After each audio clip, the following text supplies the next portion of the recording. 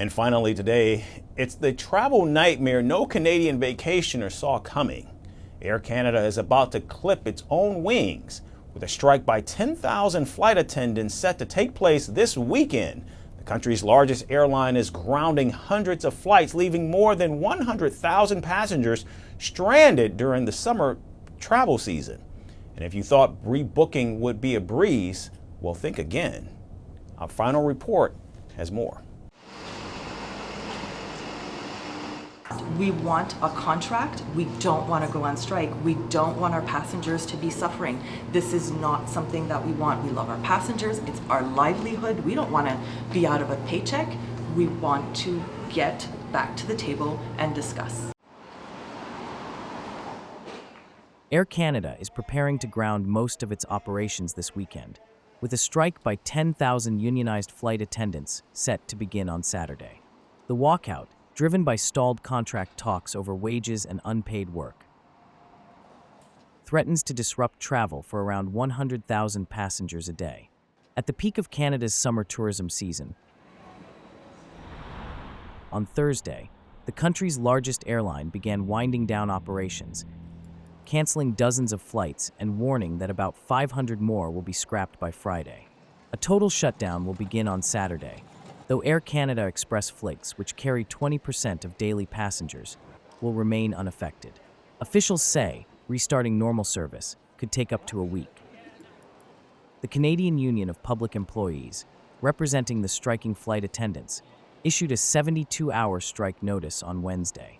The union has accused Air Canada of walking away from negotiations and ignoring proposals to fairly compensate attendants for all hours worked, not just the time the plane is in motion. The union says attendants currently perform about 35 hours of unpaid duties monthly, including boarding passengers and waiting between flights. Air Canada says it has offered to pay for some of those hours, though only at half the hourly rate, alongside a proposed 38% increase in total compensation over 4 years, including a 25% raise in the first year. The union has not publicly disclosed its wage demands. The dispute spilled into public view when union members, carrying signs like "Unpaid work won't fly," disrupted an Air Canada press conference in Toronto. Air Canada officials called the strike avoidable, while one said the complexity of Air Canada's global network requires a gradual wind down rather than a sudden halt. It has over 250 aircraft flying to more than 65 countries. Abrupt work stoppages at airlines create chaos for travelers. We have all seen pictures of people sleeping at airports, stranded far from home, and uncertain of their travel.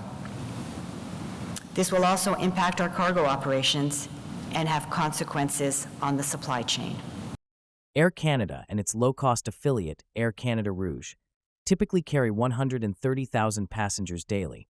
The airline also serves as the top foreign carrier for its U.S. codeshare partner, United Airlines. Passengers whose flights have been canceled will receive refunds, or will be given the option to fly with other carriers, though rebooking could take time. In the meantime, Air Canada is urging travelers without confirmed flights to avoid heading to the airport. If no breakthrough comes before Saturday, the strike could become one of the most disruptive labor disputes in Canadian aviation in years. It will test not just the patience of travelers, but the ability of Ottawa to intervene in a dispute that could ground a major piece of the country's transportation network. Firstpost now available in 9 languages on YouTube.